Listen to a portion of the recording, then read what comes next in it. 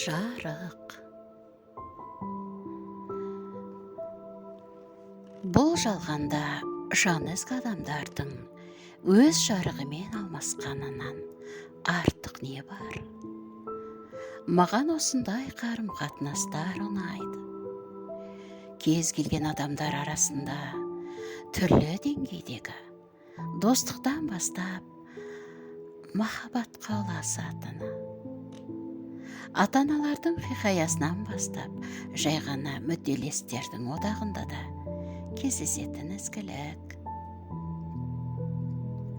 Арамдық пен тұтынушылықтың иісі де шықпайтын қарым-қатынастар.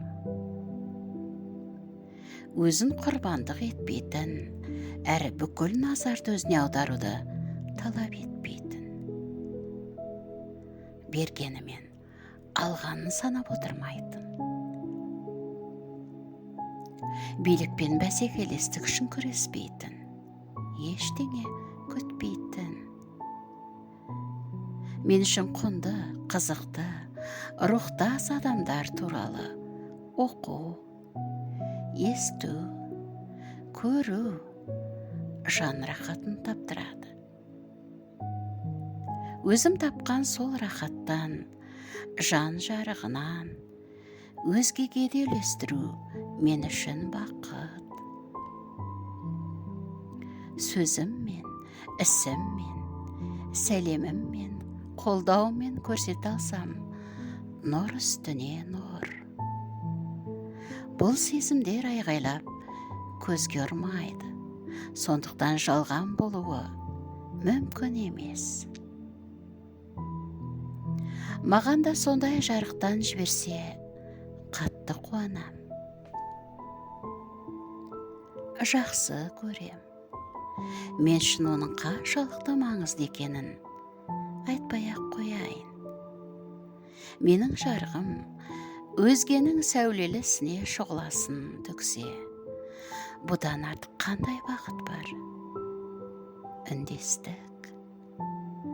Ал кейде жан жарығыңда керексіз боп қалатын кездер болады.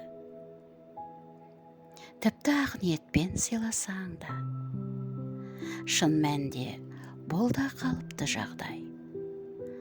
Бұл адамды жақсы мен жаманға бөлді деген сөз емес, тек сәйкеспеді.